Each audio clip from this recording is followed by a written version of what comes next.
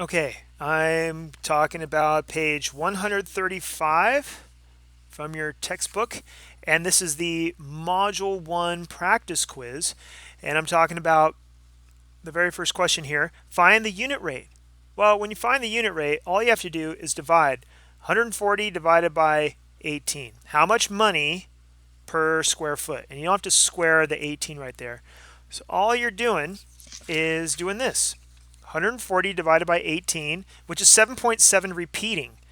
And so that's 7.777 and so on. But when we're talking about money, we stop right there. We look at this here, and that 7 bumps that up to an 8. And so that's why it's $7.78 per square foot. Number 2, we're looking for how much money per pound. And they switch this up on you. So we have to take money divided by pounds. And I did that. 2.99 divided by 14 is 0.21 or 21 cents. 21 cents per pound. On this one, the better deal, you guys circle the better deal. Okay, so it's 30. I said it's $32 5 cents per 15, and I got this by finding the unit rate for both of these. I found 56 divided by 25. That is $2.24, and 32.05 is $2.13, and $2.13 is cheaper than $2.24, so that's why that was the better deal. I did the same thing here. 160 divided by 5. 160 divided by 5 is 32. And 315 divided by 9, that is 35. And 32 is smaller than 35, so that's the cheaper rate. So I circle this one.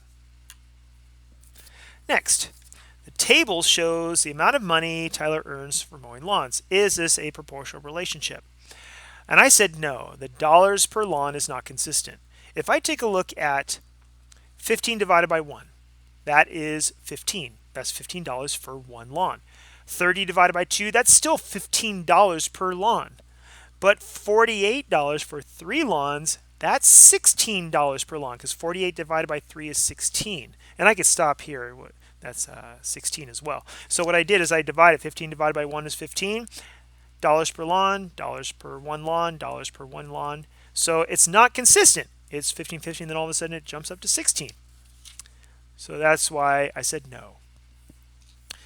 On a recent day, 8 euros were worth $9. And euros is European money.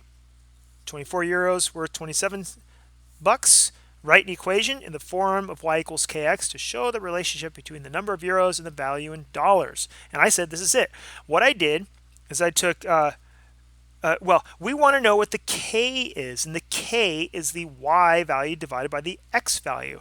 And they say y is dollars and x is euros. So it's going to be the dollars divided by the euros. So I can do 9 divided by 8, and that is 1.125. 9 divided by 8 is 1.125. And so there it is, 1.125 times x. I could have done the same thing with 27 divided by 24, but those are larger numbers.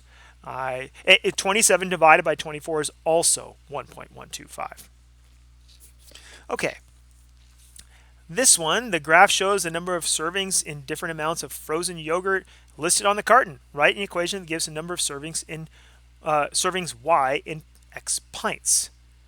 Well, I put a little dot right there because that's where the line meets the grid. It looks like it hits it right there. So this is 5, and that's 2. So remember, we use y equals kx, and k is y divided by x. So that would be y equals 5 halves x.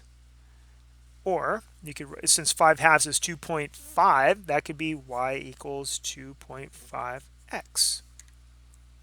So the y value is 2.5 times the size of the x value. A refreshment stand makes 2 large servings of frozen yogurt from 3 pints. Add a line to the graph and write the equation. So it makes 2 large servings. So I'm going to go up to 2 here, and you get 3 pints from that. So 2 and 3 right there. There it is. I will use a ruler.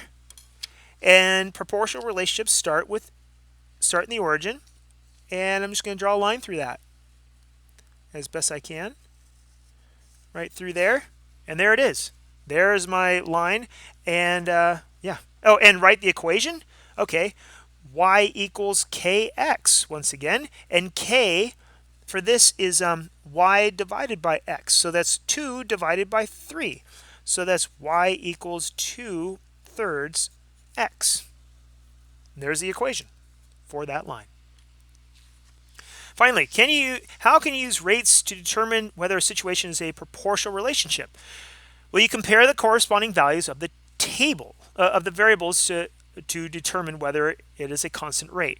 So corresponding values. So what we're looking at is something like this on number 5. Corresponding values are the values that match up. So is 15 divided by 1 the same as 30 divided by 2? Is the same as 48 divided by 3? And is that the same as 64 divided by 4?